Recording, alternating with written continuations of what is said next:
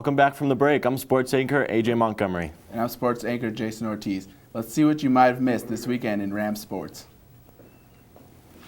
Hot off the pressers, the Colorado State softball team wins its home opener against Northern Colorado by a score of 10-2. Rams senior pitcher Holly Ranke shut the door after giving up one run in the first inning and another coming off an error in the top of the sixth. Not only did Ranke kill it in the circle, she even helped her own cause, racking up 2 of her 10 runs batted in.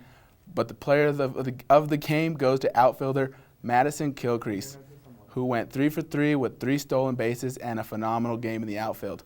The Rams' next game is Saturday versus Nebraska-Omaha. This kicks off the Colorado State Classic. The Colorado State women's basketball team is looking to capture the program's 3rd straight regular season conference title.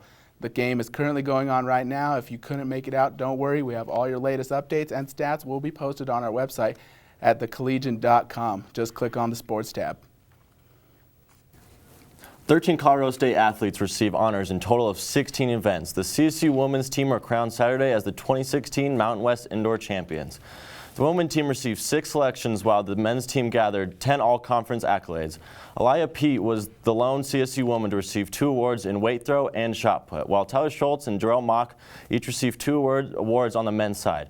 And these are all of the athletes that won the Mountain West title for their event. For the girls, Aliyah Pete, shot put, Isabel Brown, high jump, and Emily Romo, 400 meter. Then for the men, Hunter Price, heptathlon, Jefferson Abbey, 5,000 meter, and Mustafa Hassan, shot put. What a great year it's been for the 2016 CSU track and field team. The Colorado State Club lacrosse team headed down to Tucson, Arizona on Friday to take on the 9th-ranked Arizona Wildcats. The Rams did not fare so well as Arizona's senior goalie Tanner Nago held CSU to only 4 goals the whole game as the Rams lost 6-4. Arizona head coach said that this was the toughest team they had faced so far this year and expected the Rams to get a win on Sunday against reigning national champion Lopes of Grand Canyon University. And the Rams did just that. In a hard-fought game, the Rams prevailed with an 11-10 overtime win. Jake Johnson and Colin McDonald led the way for the Rams, each scoring a hat trick. CSU will have its next game in Loveland against Boise State on March 4th. The Colorado State football team has produced 2 outstanding athletes by the names of Rashard Higgins and DeAndre Elliott. These 2 competed in the 2016 NFL Combine to try to take their talents to an NFL team. Nobody knows which team our fellow Rams are going to end up in, but we do know how they are doing so far in the Combine. Higgins is 9th overall on the scouting list as a wide receiver. The 6'1", 196-pound wide receiver ran a 4.64 second 40-yard dash, vertical leap 32 inches, and bench press 225 pounds 13 times. On the other side of the ball, 6'1", 188-pound DeAndre Elliott ranked 57 out of 278 defensive backs. DeAndre's 40-yard dash time was 4.55 seconds. His vertical jump was 41 inches and is not bench pressed. Both of these men are putting in work. Higgins is projected to go in the 2nd or 3rd round, and Elliott has no projected landing round. Good luck to all these men, and hope to see them in NFL. All right, so AJ, here's where we're gonna compare Rashard Higgins to Laquan Treadwell, who is obviously the #1 prospect in the wide receiver rankings in the NFL. And look at those numbers. He doesn't really match up with Laquan, just being that he is a bigger wide receiver.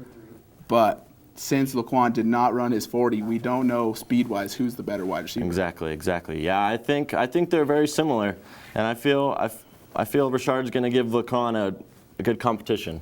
He should. On the other side of the ball, DeAndre Elliott, we have him compared to Jalen Ramsey. Jalen Ramsey is the top corner prospect in the cornerback, defensive back position.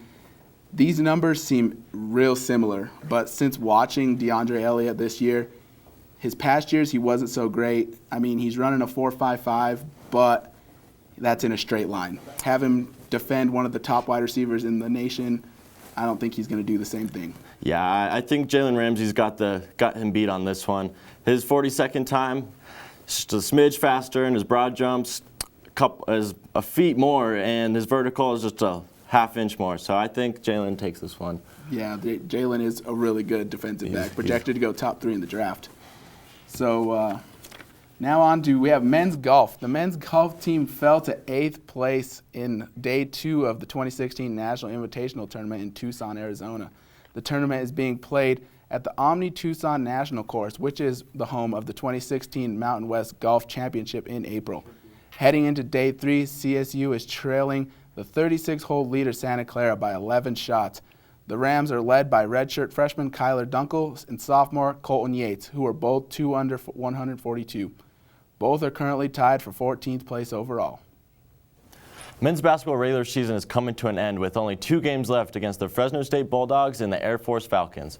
The Rams are barely above 500 with a 15-14 record on the season.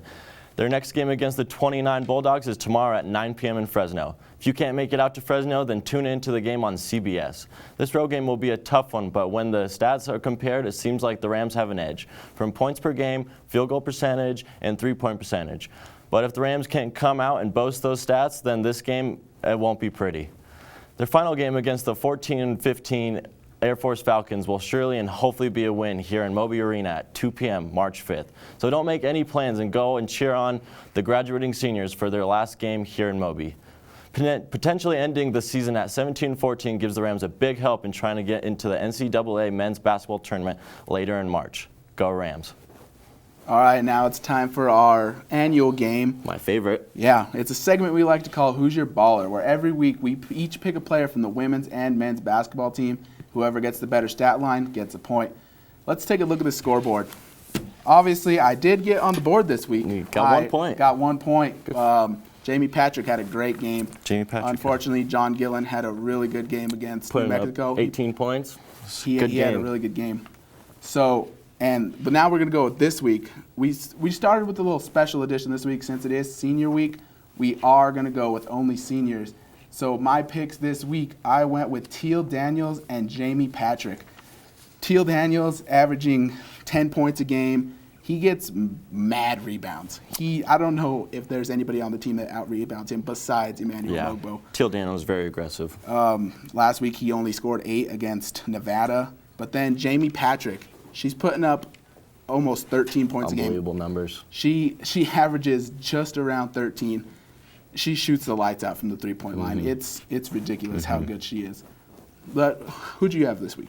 You know, Jason, I picked Antoine Scott and Kiara Wary. Antoine Scott this year, his 16.4 points per game is leading the team. So is his 3.7 assists per game, and three-point percentage also leads the team. I think he's just going to have his best night on his senior night. On senior night, he can shoot the lights out, too, from anywhere on the court. Sure can.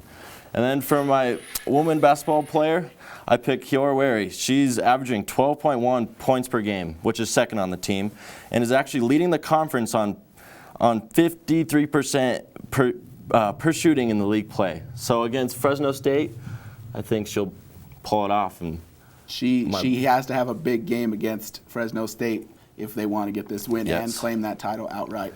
Yes, yes. Well, don't go anywhere. Coming up, we have entertainment anchor Alec Erickson, and he's going to be breaking down the Oscars and even giving out one of his own. Stay tuned.